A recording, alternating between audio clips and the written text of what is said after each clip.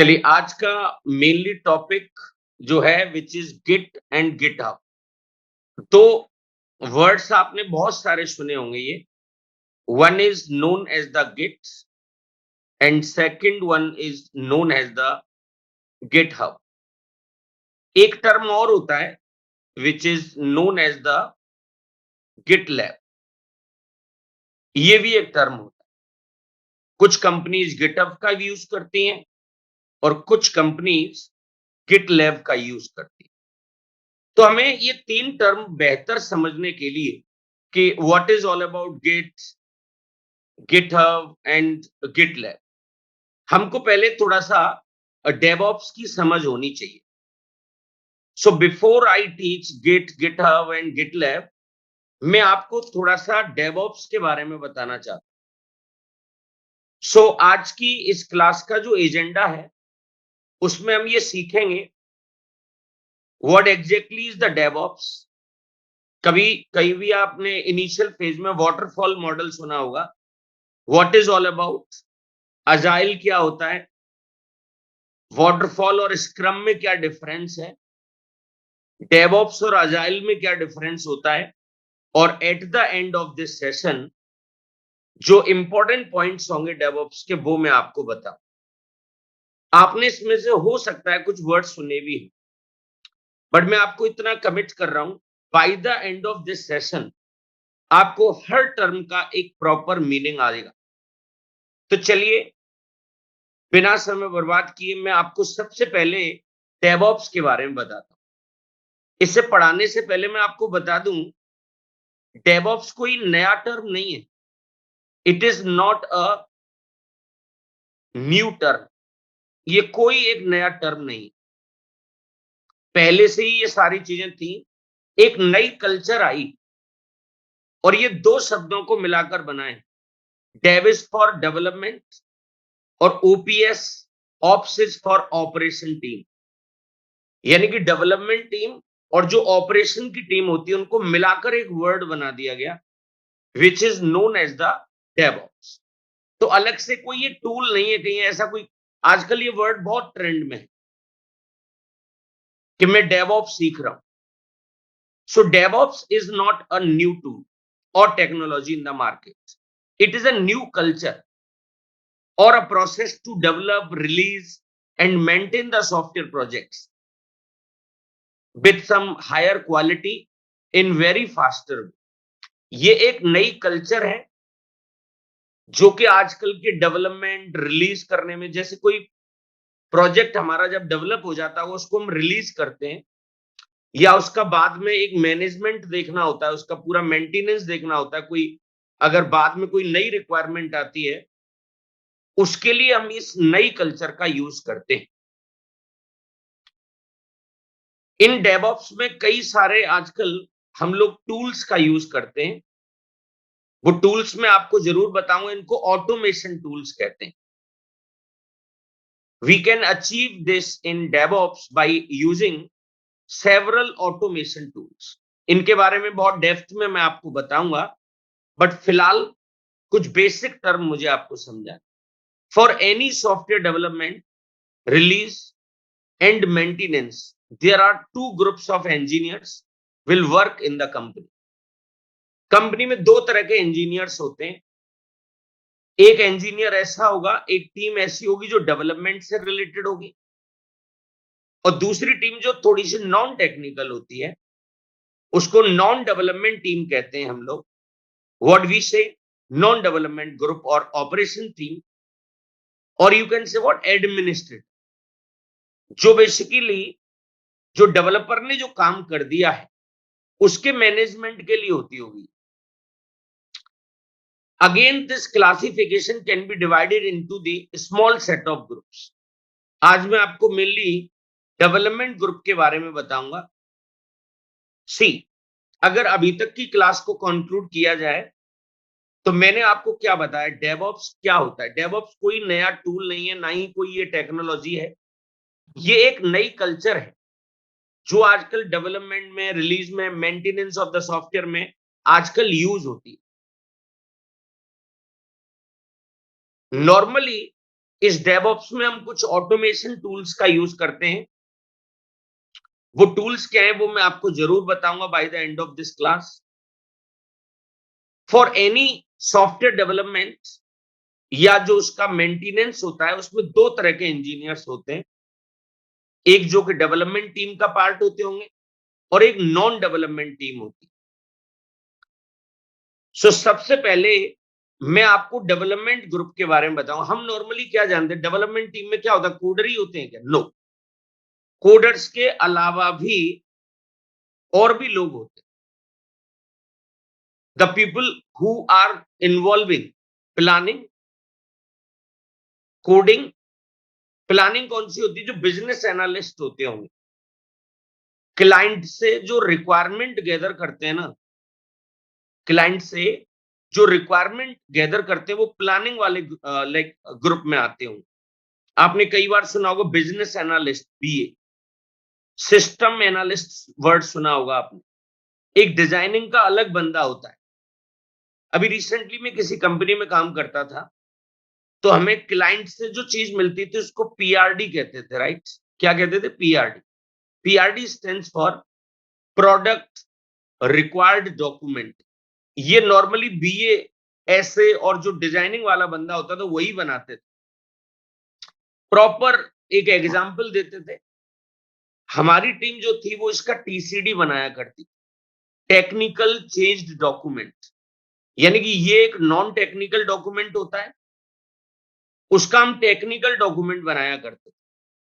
सो जो पीआरडी होती है, प्रोडक्ट रिक्वायरमेंट डॉक्यूमेंट जो होता है, प्रोडक्ट रिक्वायरमेंट डॉक्यूमेंट कह लीजिए या प्रोडक्ट रिक्वायर्ड डॉक्यूमेंट कह लीजिए, ये बेसिकली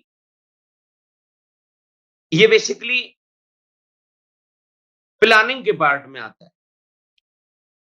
आप इस बैच में एंड तक रुकिए, आपको गारंटीड चीजें सीखने को मिलेंगी।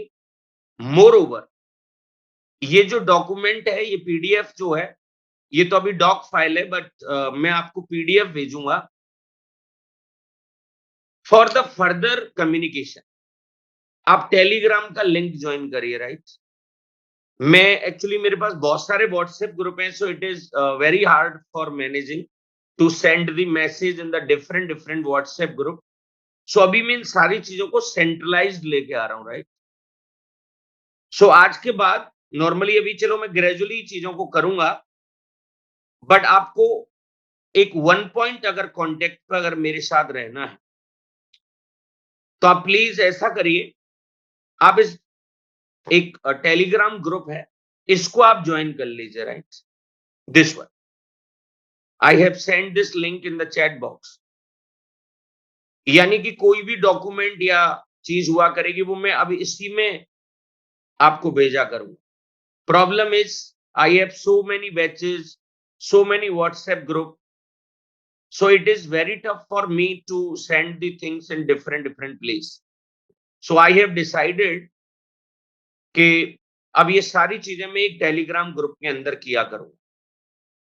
ये जो डॉक्यूमेंट है मैं आपको अभी भेज दूंगा by the end of this class. इसकी रिकॉर्डिंग भी इसके अंदर में डाल दूंगा, राइट? डोंट वरी, ये सारी चीजें आपको इसमें मिल जाएंगी। सो प्लानिंग के अंदर नॉर्मली एनालिस्ट टाइप के लोग आते हैं। बीए जो एक तरह से नॉन टेक्निकल जॉब माना जाता है, बिजनेस एनालिस्ट क्लाइंट से रिक्वायरमेंट गैदर करते हैं और उसका एक डॉक्यूमेंट तैयार कर लेते हैं। उसके बाद कोडिंग का पार्ट आता है, फिर बिल्ड इन सारी, जैसे जावा के कॉन्टेक्स्ट में बात करूं तो हम जैसे जार फाइल बना लेते हैं या वॉर फाइल बना लेते हैं, वो सारी चीजें बिल्ड के अंदर आती हैं। जब आपका प्रोजेक्ट पूरी तरह से तैयार हो जाता है तो एक टीम और होती है, क्यूए टीम, क्वालिटी एनालिस्ट, जिनको आप टेस्टर के नाम से जानते हैं, टेस्टर। ये सारे लोग जो कि प्लानिंग में इन्वॉल्व हैं, कोडिंग में इन्वॉल्व हैं, जो इसका पूरा पैकेजिंग करा रहे हैं या टेस्टिंग में, इनको क्यूए भी कहते हैं। Quality analyst, QA, tester profile होती है। ये सब डेवलपमेंट ग्रुप के अंदर आते हैं। इसमें बहुत सारे डेजिग्नेशन होते हैं, like business analyst, system analyst. थोड़ा सा आप गूगल करना, जो लोग क्लाइंट की रिक्वायरमेंट पर ज्यादा फोकस रखते हैं ना, नॉन टेक्निकल चीजों पर, उनको बिजनेस एनालिस्ट कहा जाता है। ये बंदा टेक्निकल नहीं होता ज्यादा, होता ही नहीं। इसको सिंपल क्लाइंट से रिक्वायरमेंट को गैदर करना होता है, और सिंपल उसको, ये इसकी मदद कौन करता होगा? ये design architect. Design architect word तो बहुत हैवी होता है, बट ये डिजाइनिंग वाला काम करता होगा, जो कि उनकी बनाता होगा कि फ्रंट पर ये चीज कैसी दिखती होगी। इसके लिए अलग अलग सॉफ्टवेयर आते हैं। सिस्टम एनालिस्ट और बिजनेस एनालिस्ट में थोड़ा सा अंतर होता है।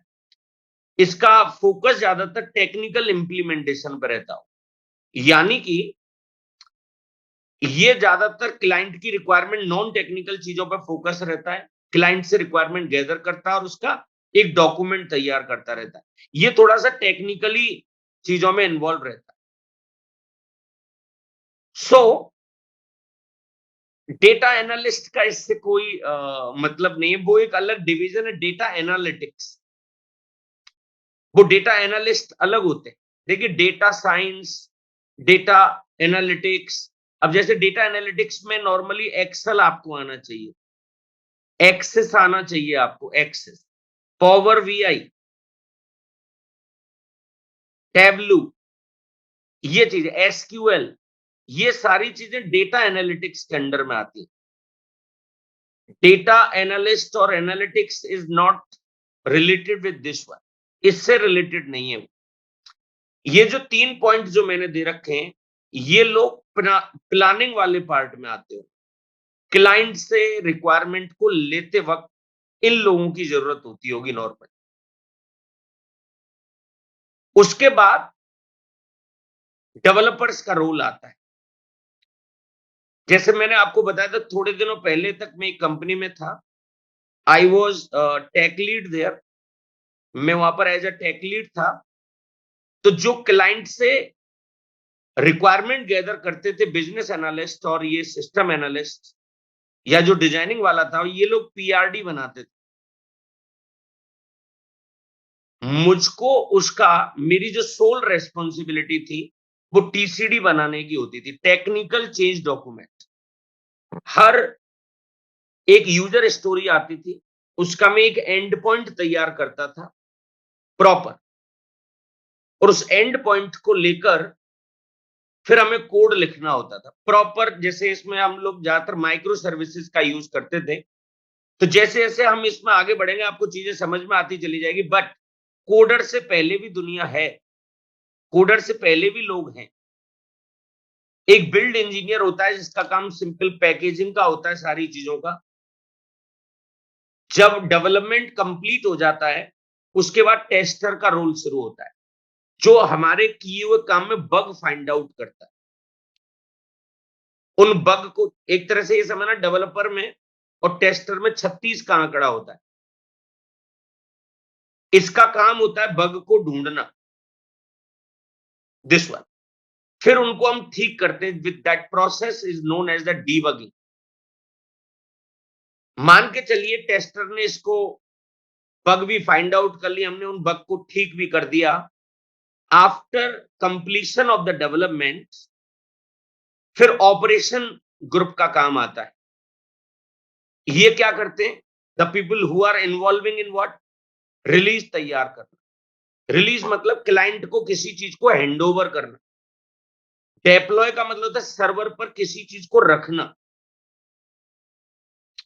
इनके पास ज्यादा कंट्रोल होते हैं, means they are the part of the administration. Operation के लोग होते होंगे, मॉनिटरिंग टूल्स होते हैं अलग से, इसके लिए ऑटोमेटेड टूल्स होते हैं। कोई बग होगी तुरंत पता लग जाती है इनको। ये सारी चीजें हो सकता है आपके लिए भी नई हो, क्योंकि अभी हम लोग बहुत इनिशियल फेज में हैं और हम ज्यादातर चीजों को यहीं पर समझते। बट बिलीव मी, जिस दिन आप किसी भी कंपनी में जाएंगे, whether it is a big company और द स्टार्टअप, ये सारी चीजें आपसे जरूर इंटरेक्ट होंगी इनका। सो ये कुछ इंजीनियर्स हैं, release engineers, like configuration engineer, system admin, database admin. हर कंपनी में डेटाबेस के लिए 2-3 लोग होते होंगे। हर प्रोजेक्ट के लिए हर टीम में एक दो बंदा डेटाबेस से रिलेटेड जरूर होता, नेटवर्क एडमिन। सो हर चीज का कोई ना कोई एक रोल है। तो मैं तो आपसे यही कहूंगा, DevOps is not a new tool, it is a combination of two things, development and operation. The main objective of DevOps is to implement the collaboration between the development and the operations teams. एक integration पूरा and to and, एक project को बनने में जितने भी लोगों का इन्वॉल्वमेंट है, उस पूरी चीजों के उनमें सब में कोलैबोरेशन बिठाने का काम डेवऑप्स का होता है। देखिए ये सिंबल है, आपको गूगल पे ये चीज मिल जाएगी। आप डेवऑप्स का लोगो फाइंड आउट करेंगे तो ये इन्फिनिटी का साइन होगा। आप ये जानते हैं कि इधर वाला जो रोल है वो डेवलपमेंट वाले लोगों का है, और ये वाला जो है वो ऑपरेशंस टीम का होता है, दिस वन। सो आपने देखा होगा, सबसे पहले क्लाइंट से रिक्वायरमेंट गैदर की जा रही है, प्लानिंग। यहां पर सबसे पहले क्लाइंट से रिक्वायरमेंट गैदर की जाती होगी, उसका एक डॉक्यूमेंट तैयार होता होगा, तब जाकर वो डेवलपर्स के पास आता होगा। डेवलपर अपना काम कंप्लीट करते होंगे, उसकी एक बिल्ड तैयार होती होगी, जार वार EAR, ये मैं जावा के कॉन्टेक्स्ट में बता रहा हूं। और फिर जो क्यूए टीम होती है, क्वालिटी एनालिस्ट होते हैं, हर टीम में 2-3 टेस्टर जरूर होंगे। आपने कई बार वर्ड भी सुना होगा, मैनुअल टेस्टर, ऑटोमेशन, सिलेनियम, ये सारे लोग टेस्टर लोग होते हैं जो ये सॉफ्टवेयर यूज करते हैं।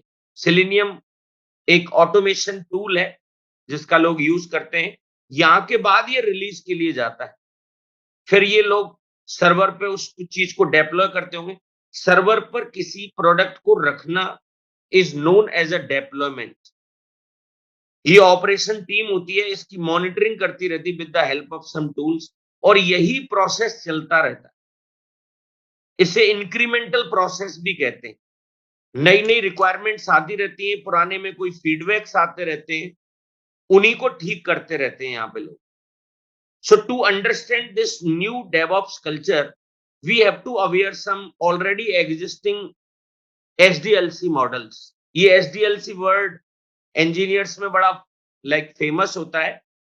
SDLC stands for software development life cycle. एक सॉफ्टवेयर को डेवलप करने में जितनी भी स्टेजेस होती होंगी, उनका एक्सप्लेनेशन बेसिकली SDLC के अंडर में होता है। नॉर्मली इंजीनियर के सिलेबस में भी ये चीज कहीं ना कहीं होती होगी, और इस SDLC में कई मॉडल्स होते हैं। आपने कभी नाम सुना हो waterfall model? I am damn sure कि ये वर्ड आपने कभी ना कभी जरूर सुना होगा। Like waterfall model, prototype, incremental model, spiral, red, big bang, fish model, V model, agile model, so many types of the model we have। इनके ऊपर भी अलग से क्लासेस रखी जा सकती। और फाइनली मैं डेवऑप्स कल्चर की बात कर, so I am not going to discuss the all model of the SDLC। इनमें से मैं आपको एक तो वाटरफॉल बताने वाला हूं, जो कि सबसे सरल होता है और ये ओल्डी भी। इसके बाद अगर कोई चीज ज्यादा ट्रेंड में रही ना, विच इज अजाइल मॉडल। आज भी बहुत सारी कंपनी इस मॉडल को फॉलो करती है, but nowadays it is in the market, DevOps। So to understand better DevOps, आपको पहले एक दो मॉडल की अवेयरनेस होनी चाहिए। So the question is, what is all about the waterfall model? ये जैसे पानी गिरता है ना, जैसे कोई आपने झरना देखा हो, या ऐसा हो कोई जहां पे सीढ़ियों से पानी आ रहा हो, राइट? एक स्टेप नीचे आते जा रहे हो, उसी से रिलेटेड कुछ बताऊंगा। It is the oldest SDLC model. It is also known as a linear linear क्यों कहते हैं? एक के बाद एक काम जब कंप्लीट हो जाएगा, जब दूसरे का नंबर आएगा। सी, एक प्रोजेक्ट के डेवलपमेंट में ये सारी चीजें होती होंगी। सबसे पहले क्लाइंट से रिक्वायरमेंट गैदर होती होगी। जो क्लाइंट से रिक्वायरमेंट गैदर की उसका फिर एनालिसिस होता होगा। यहीं पर वो बीए, एसए, सिस्टम एनालिस्ट और इसका जो डिजाइन करने वाला बंदा था, डिजाइन आर्किटेक्ट और एनालिस्ट, कुछ भी कह सकते हैं, ये सारे लोग प्लानिंग वाले लोग होते हैं। इन्हीं का डायरेक्टली क्लाइंट से इंटरेक्शन रहता है। उसके बाद कहीं जाके कोडिंग का नंबर आता है। जब कोड हो जाता होगा, फिर उसके बाद टेस्टिंग होती होगी, तब जाके उसका रिलीज जनरेट होता होगा। क्लाइंट को हैंड ओवर करना, फिर उसमें कोई बदलाव वगैरह की फिर जरूरत पड़ती है, तो फिर वो मेंटेनेंस के अंडर में आता है। बट आपने एक चीज देखी, यहां पर हर काम स्टेप बाय स्टेप हो रहा है। जब तक ये काम खत्म नहीं होगा, जब तक यहां नहीं आएंगे। जब तक ये काम फिनिश नहीं होगा, तब तक यहां नहीं आएंगे। तभी तो मैं इसे लीनियर सीक्वेंशियल मॉडल कह रहा हूं। जब तक एक काम फिनिश नहीं होता है, जब तक दूसरा शुरू ही नहीं होगा। तो यहां पे सबसे ज्यादा मजे कौन कर रहा है? This one. ये टेस्टर ऑफिस आता होगा, दिन में 2-3 कॉफी पीता होगा और शाम को घर चला जाता होगा। क्यों? क्योंकि अभी तो यहां पर रिक्वायरमेंट ही गैदर कर रहे हैं लोग। सो ये मॉडल फेल ही हो गया, फेल हो गया। रीजन इज कि यहां पे एक आदमी काम कर रहा है और ज्यादातर लोग बैठे हुए हैं simple. In this model, each phase must be completed before the next phase can begin, and there is no overlapping of the phases. जब तक इस फेज का काम खत्म नहीं होगा, अगले का नंबर ही नहीं आएगा। जब तक ये काम खत्म नहीं हो, फिर आगे बढ़ेगा ही नहीं। तो यानी कि ह्यूमन रिसोर्स वेस्ट बहुत हो रहा है। That is, all phases will be performed one by one, just like flowing of the waterfall downwards. ऐसे पानी का गिरना, इसी से ये शब्द आया होगा कहीं ना कहीं, वाटरफॉल मॉडल। तो आई थिंक इसमें आपको ड्रॉबैक तो समझ में आ रहा होगा, बट इसका भी मैं एडवांटेज बता दूं। It is very simple and easy to implement. phases will not be overlap and hence there is no confusion. यहां पे कंफ्यूजन हो ही नहीं सकता, एक समय पर काम ही एक हो रहा है। all phases will be executed one by one, which gives high visibility to the project manager and clients about the progress of the project. Manager को पता है भाई इस समय क्या काम चल रहा है। कोई गोली नहीं दे सकता उसको। गोली देना, किसी को बेवकूफ बनाना, राइट? बहुत बार मैनेजर तो नॉन टेक्निकल होता है ना, तो उसको डेवलपर्स ज्ञान दे देते हैं कई बार। सो वो जो एंड डेट होती है, इसका मैं अभी बताऊंगा। एक मीटिंग होती है कंपनीज में, ऑल्टरनेट डेज पे हो या हर दिन सुबह हो सकती है। उसे डीएसएम कहते हैं, डेली स्टैंड अप मीटिंग। आपको सुबह ही जागते ही ऑफिस में बताना पड़ता है।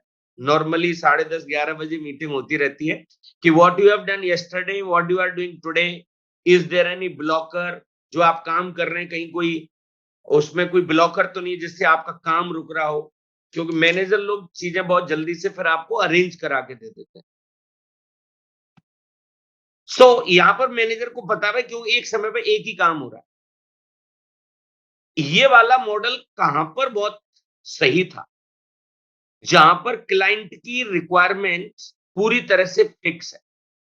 बट आपने देखा होगा, जब भी कभी रियल टाइम में प्रोजेक्ट बनता है ना, तो बीच बीच में क्लाइंट आपको उसमें नई नई चीजें बताता रहेगा।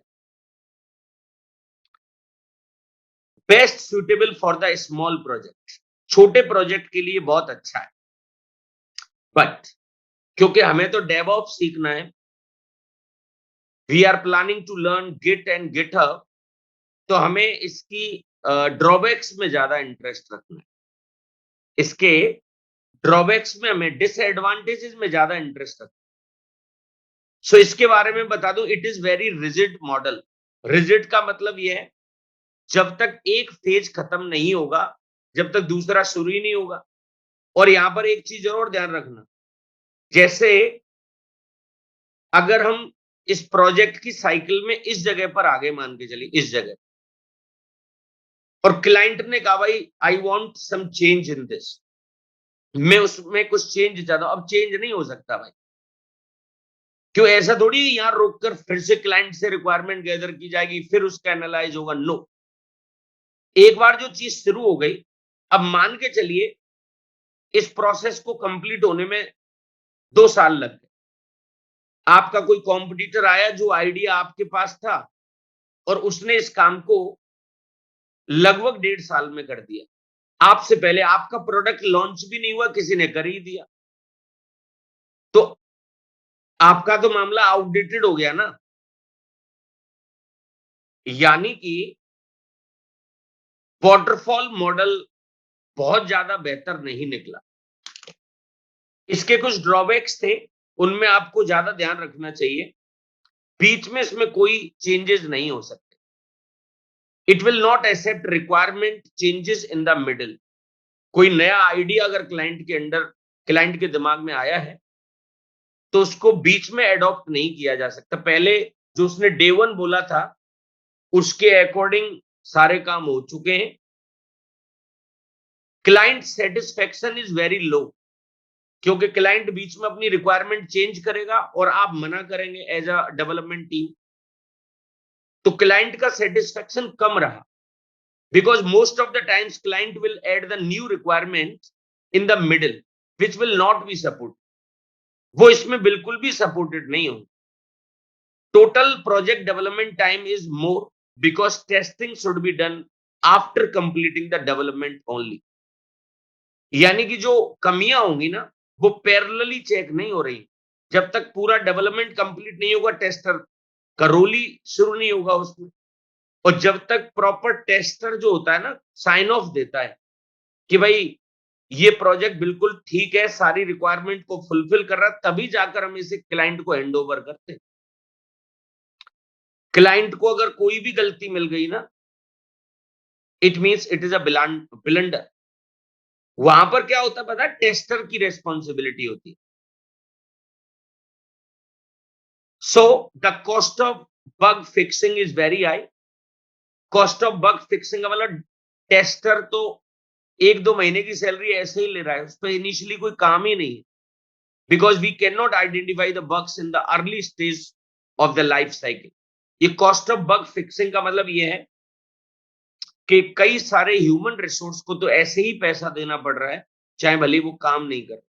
Not suitable if the requirement keep on changing. और ये मॉडल कभी भी ऐसी जगह काम नहीं करता है जब बार बार क्लाइंट की रिक्वायरमेंट चेंज हो रही हो। Not suitable for the large projects. बड़े प्रोजेक्ट के लिए ये कभी भी सुइटेबल नहीं रहा। सो मैंने बीच में से सारे मॉडल गायब कर दिए हैं, क्योंकि आजकल कोई इनमें से ट्रेंड में नहीं है। नाउडेज और अर्लियर अजाइल सबसे ज्यादा यूज में होता है। अगर आपका कोई भाई या कोई सीनियर किसी कंपनी में अगर काम कर रहा होगा, then you can discuss with him और हर कि सर कौन सी अप्रोच पर वर्क होता है। तो वो आपसे ज्यादातर 2-4 शब्द ही यूज करते हैं डेवलपर्स। कौन कौन से शब्द होंगे बता दूं आपको। एक अजाइल वर्ड ज्यादातर यूज करेंगे। एक वर्ड और होता है स्क्रम। एक वर्ड और आप सुनेंगे कई बार, स्प्रिंट। और एक फाइनली एक वर्ड और आप सुनेंगे which is known as the DevOps.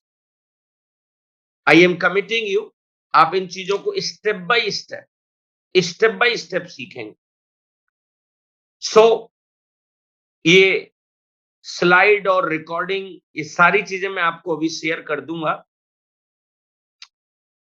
ये वीडियो यूट्यूब पे डाल देंगे, इसका लिंक आपको मैं शेयर कर दूंगा। और ये डॉक्यूमेंट अभी शेयर कर देंगे after this meeting. Agile model, this one. पहले नंबर तो ये समझो, ये वाटरफॉल मॉडल से बेहतर होगा। This is the most frequently used and hot cake model for the development. ज्यादातर कंपनीज इसका यूज करती हैं, अजाइल अप्रोच। आपने कई सारे, आप लिंक्डइन पे जाना कभी, वहां पर आपने देखा होगा बहुत सारे लोग अपने नीचे लिख कर रखते हैं, I am agile coach, right. Agile word आप देखना वहां पे मिलेगा लिंक्डइन पर। Agile model is divided into the several सब models like RUP, Rational Unified Process, Adaptive Software Development, FDD, Feature Driven Development, Crystal Clear, Dynamic Software Development Method, Extreme Programming, Scrum. These all things comes under what? Agile. मैं step by step इनके बारे में आपको जरूर बताऊंगा, but the most famous word is scrum. Scrum एक framework है पूरी तरह से। Scrum is a framework, it comes under the agile model. कई सारी बुक्स में स्क्रम मॉडल भी इसे लिखते हैं। Among all of these models, scrum model is the most popular and frequently used model. Scrum की फुल फॉर्म इंटरनेट पर आपको मिल जाएगी, but what I feel, scrum एक प्रॉपर एक रेडीमेड आर्किटेक्चर है जो कि अजाइल मॉडल के अंडर में यूज होता है। और ये वर्ड जो आया ना, वो रग्बी करके गेम होता है, फुटबॉल जैसा ही होता है। मैंने तो कभी खेला नहीं, बट मैंने एक इमेज गूगल से ली है आज।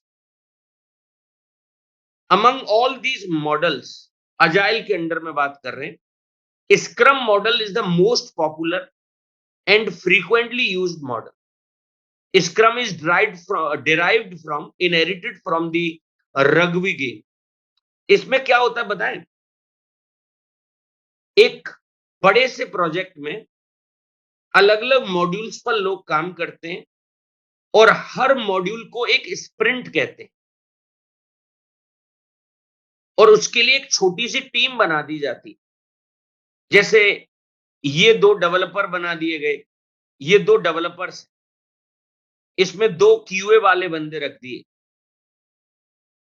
इसमें एक मैनेजर रख दिया, और इन सब का टारगेट आज ये है कि उन्हें उस पर्टिकुलर स्प्रिंट पर वर्क करना है। आप कोई एक वेबसाइट बना रहे हैं, उसमें 100 पेजेस बनने वाले हैं, 100 पेजेस, तो हमने 10-10 पेजेस के स्लॉट्स बना दिए और उनको एक टीम में डिवाइड कर दिया, right.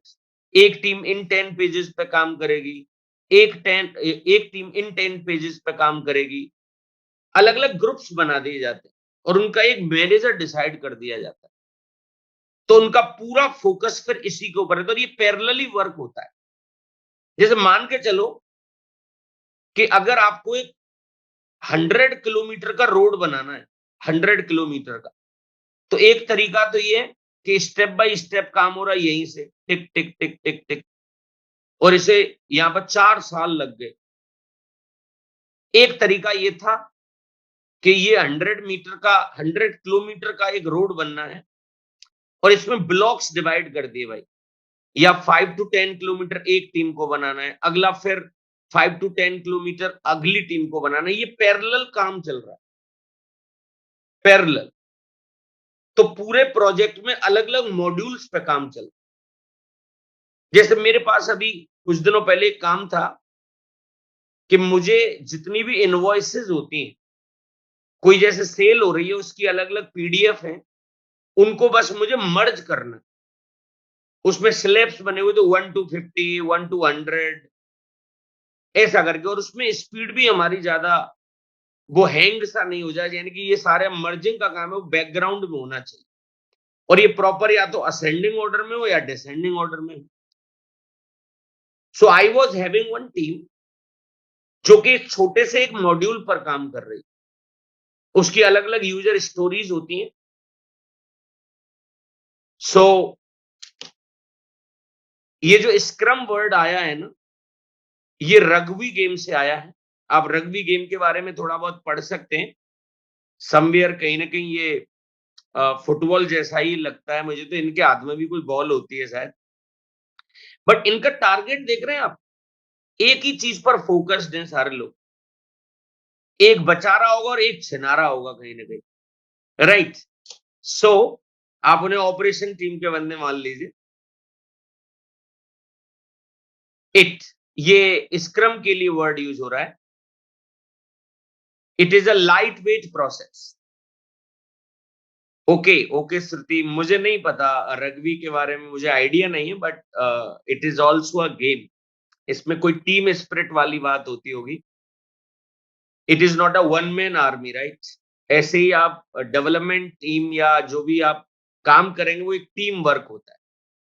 So it is a light weight process, it is an iterative incremental model and it accept the changes very easily।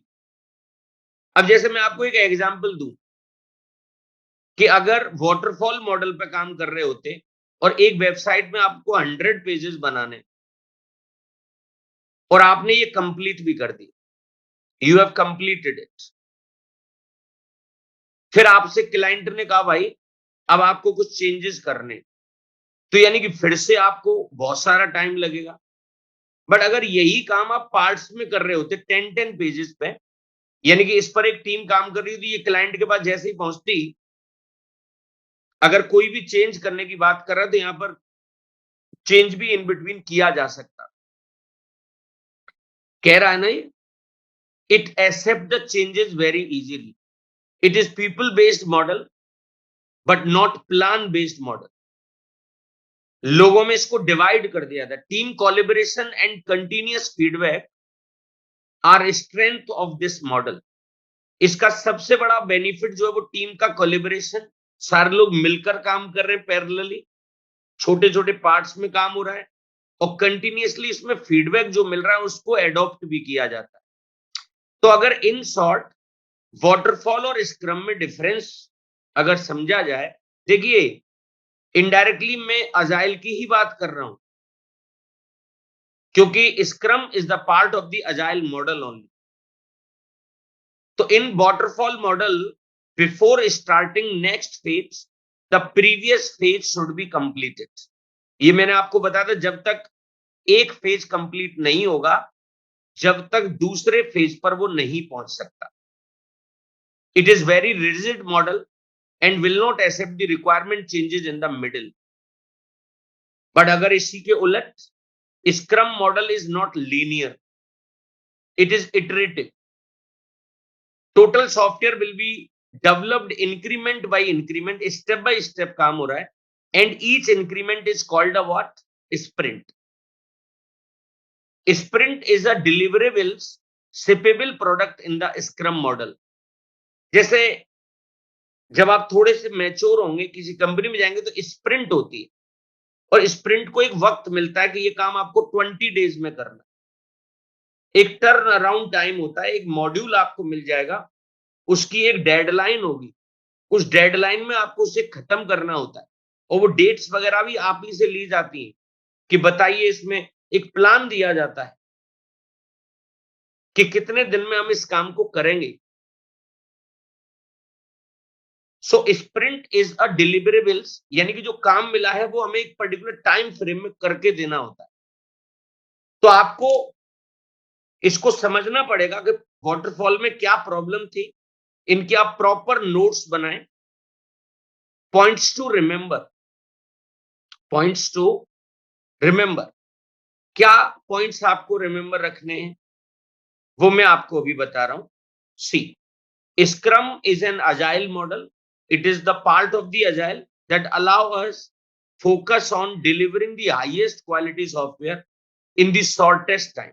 कम समय में और हमें एक क्वालिटी प्रोडक्ट डिलीवर करना होता है। In this model software development follows increment by increment.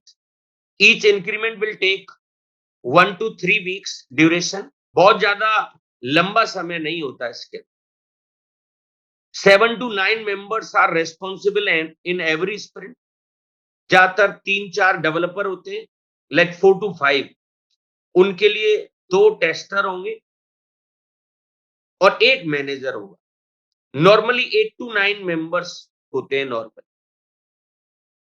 एक उनमें से टेक्निकल लीड होता है, 4 उसके अंडर में डेवलपर्स होते हैं, 2 टेस्टर होंगे और इन सब के ऊपर एक मैनेजर होगा। 7 to 9 members are responsible in every sprint और हर स्प्रिंट अलग-अलग होती होंगी।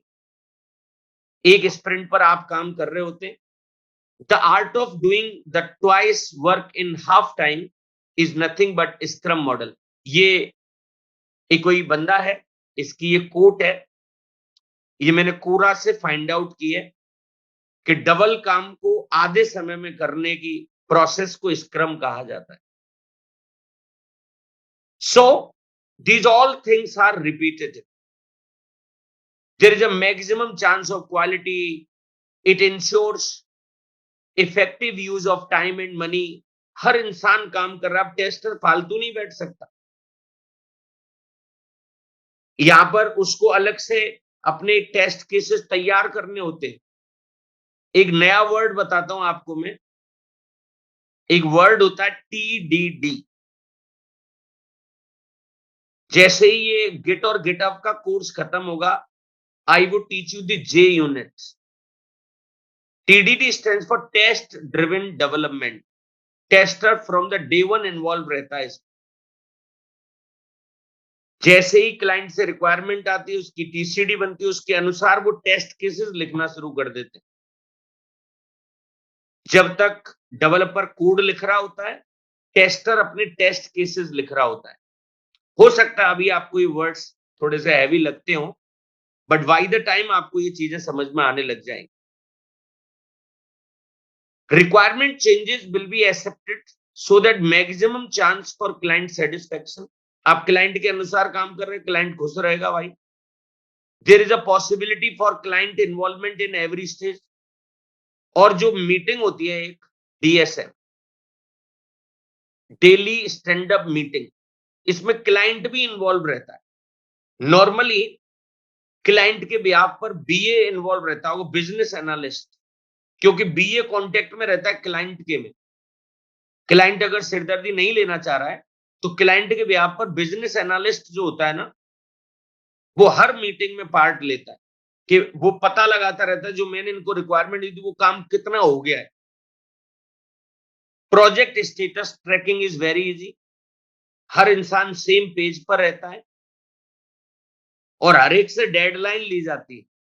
Team gets complete visibility through scrum meetings. जो मैं आपसे कह रहा हूं ये daily stand up meeting, but इसके अंदर भी कुछ ड्रॉबैक्स थे। अजाइल अच्छा बहुत है, स्क्रम मॉडल बहुत अच्छा है, बट पढ़ाना तो आपको मुझे डेवऑप्स है ना, तो इसमें भी कुछ कमियां थी। The chances of the project failure is very high if individuals are not committed और द कोऑपरेटिव। अब टीम में वही गिने चुने 7 to 9 मेंबर्स हैं। अगर कोई अपने काम को खत्म नहीं कर रहा है, तो हर चीज यहां पर भी तो इंटरकनेक्टेड है। Let us assume there are 5 user story और एक डेवलपर अपने काम को खत्म नहीं कर रहा है उसमें से, या वो मान के लो कंपनी छोड़ के चला गया, तो बहुत प्रॉब्लम आ जाती है। Adapting scrum model for large teams is very big challenge. अगर कोई बहुत बड़ी टीम होगी तो उसको मैनेज करने में बहुत प्रॉब्लम होती है। भाई आप किसी को फांसी पे थोड़ी लटका दोगे काम नहीं हुआ तो। शुरुआत में मीटिंग में कई बार डेवलपर झूठ बोलते रहते हैं और एट द एंड आके फिर टेक लीड को या मैनेजर को बता दें सर नहीं हो पा रहा है चीज। सो उससे पूरी टीम का काम ही अफेक्ट हो जाता है। तो इसमें एक दो एक्सपीरियंस बंदा होना बहुत जरूरी होता है जो उनको गाइड करता है, कोई आइडिया देता रहे उनको। If any team member leaves in the middle of the project, it can have a huge negative impact on the project. उसकी जो स्प्रिंट एक टाइम फ्रेम में जाने वाली थी वो नहीं जा पाई। सो एट लास्ट मुझे आपको ये बताना है कि डेवऑप्स और अजाइल में क्या डिफरेंस होता है। पहले थोड़ा सा सिमिलरिटी समझ लेना, बट मैं आपको एक बात बता दूं, डेवऑप्स में और अजाइल में so many differences we have. ये दोनों सेम तो है ही नहीं। कुछ सिमिलैरिटी जरूर हो सकती है इनमें, but they are not same. So I request you, DevOps and Agile both are not same. DevOps and Agile both are not same. इनमें बहुत सारे डिफरेंसेस मैं बताऊंगा. सिमिलैरिटी अगर आप जानना चाहते हैं, अगर आप एडमेंट है नहीं सर आप कुछ सिमिलैरिटी तो इनमें बताइए, तो दोनों ही, चाहे मैं डेवऑप्स की बात करूं या अजाइल की बात करूं, ये दोनों ही सॉफ्टवेयर को डेवलप करने की एक methodology. Agile is there in the market for the last 20 years, बहुत सालों से ये है, और DevOps is the recent one. ये सब पिछले 1-2 साल से ही ट्रेंड में आया है. Both models concentrating on the rapid development, जल्दी काम करने में दोनों ही बिलीव रखते हैं. Both models concentrate on what? Rapid development of the software project. Rapid मतलब जल्दी डेवलपमेंट के. सो आपको ये तो समझ में आ गया होगा कि DevOps is a new culture, right? Differences बहुत सारे हैं इनमें. सो सी, the differences between these model will start after development of the project. For your information, agile development में ही काम आता है, इसका ऑपरेशंस में कोई रोल नहीं. agile methodology always talks about software development, testing and deployment. Agile methodology always talks about software development, testing and development. Development hand over करना client को, सर्वर पर किसी चीज को रख देना. Once development completed, Agile methodology has no role. उसके बाद फिर इसका ऑपरेशंस में कोई इन्वॉल्वमेंट नहीं है. But DevOps model end to end work करता है. एंड टू एंड मतलब एक बिल्कुल जीरो से लेकर एंड तक, और ये इनफाइनाइट चलता ही रहता है. But DevOps model will continue after deployment also, and it is also responsible for operations and monitoring. In Agile model, separate people are responsible for developing, testing, and deploying the software. Agile model में हर team member की अलग responsibility होती है. But DevOps के case में इसके लिए एक वर्ड बता सकता हूं, जेनरिक. हर इंसान को पूरी जानकारी होती है कि चल क्या रहा है. But in DevOps, the DevOps engineer is responsible for everything. Development to operation and operation to what? Development. तभी तो वो इन्फिनिटी का साइन होता है, ऐसे करके. डेवलपमेंट टू ऑपरेशन और ऑपरेशन टू डेवलपमेंट. यहां पर डेवऑप्स इंजीनियर एक जेनरिक अंडरस्टैंडिंग हर चीज की रखता है. Agile model will not force us to use the automation tools. ये ऑटोमेशन टूल्स के बारे में मैं अगले सेशन में आपको बताऊंगा. एक टॉपिक पढ़ाऊंगा, source code management tool, version control, very much famous term. But DevOps model is completely based on what? Automation tools. यही मुझको आपको मेनली पढ़ाने. Git is the part of this. Agile model always giving the highest priority for the speed, whereas DevOps giving the priority for both, like speed and quality. और quality comes through automation. Speed के साथ साथ ये उसकी quality पर भी ध्यान रखता है. In agile, client is responsible to give the feedback for the sprint. Agile वाला जो मॉडल था, वहां पर सजेशन फीडबैक्स कौन देता है? क्लाइंट, जिसका हम प्रोजेक्ट बना रहे हैं. बट इन डेवऑप्स, क्लाइंट तक बात तो बहुत बाद में पहुंचती है. Immediate feedback is available from the monitoring tools. उसके पास कुछ ऑटोमेशन टूल्स होते हैं. अगेन ये डायग्राम मैंने गूगल से ही लिया है, आप गूगल करेंगे आपको मिल जाएगा. जो अजाइल मेथोडोलॉजी थी ना, वो टिल डेवलपमेंट थी. देख रहे हैं आप, टिल डेवलपमेंट यहीं की यहीं घूम रही है, राइट? परंतु डेवऑप्स जो है वो डेवलपमेंट से लेके ऑपरेशन तक और ऑपरेशन से लेके डेवलपमेंट तक पूरी रेस्पॉन्सिबिलिटी उसकी होती है. सो आई होप थोड़ा सा आपको समझ में आया होगा. मैं अगर ऑन द लास्ट नोट अगर आपसे ये कहूं कि डेवऑप्स क्या होता है, तो आप ये बता पाएंगे DevOps is not a new tool और technology in the market. It is a new culture और process to develop, release and maintain the software product कह लो, प्रोजेक्ट कह लो, एप्लीकेशन कह लो, with high quality in very faster way with some automation tools. As I already told you, I would discuss about the automation tools later. DevOps is the combination of two groups, development group and operations, ops team. The main objective of DevOps is to implement the collaboration between the development and the operation teams. एक team की तरह काम करने की बात कर रहे थे. It is the process of continuous development. इसमें पार्ट बना लिए जाते हैं. मैंने आपको बताया था कि अगर एक 100 किलोमीटर का अगर एक रोड है तो उसमें अलग अलग सेगमेंट बना दिए गए, अलग अलग सेगमेंट बना दिए गए कि भाई यहाँ पे 10 किलोमीटर का रोड बनाने के लिए एक टीम है, अगला 10 किलोमीटर का रोड बनाने की एक और टीम है. These are the teams, these are the teams. Top important points about the DevOps.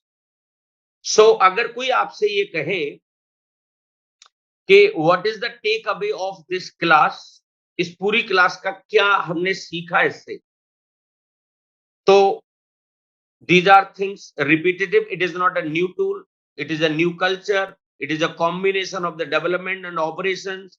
The main objective of DevOps is to implement the collaboration between the development operation teams. The beauty of DevOps is everything is automated. यहाँ पे tools का ही use करेंगे. And we can use several automation tools for the development and operation. DevOps engineer is all-rounder. ये all-rounder होता है. He or she is having the knowledge of everything. He should aware. यहाँ मैं C भी लिख देता हूँ. He or she should aware everything. Hence, his or her role is considered as like a DevOps generalist. DevOps is not an agile model, and it is more than that because it covers both. Agile is confined, it is limited to the development, but DevOps beyond that. Operations, whereas Agile covers only the development but not the operations. DevOps cycle is an infinite loop where everything is continuous. सब कुछ चलता ही रहता है बार बार. इसमें नई नई requirements आती है, पुराने में कोई चेंज होता रहता है. It is a on going process. So guys, that's it for today. Thank you so much for attending this session.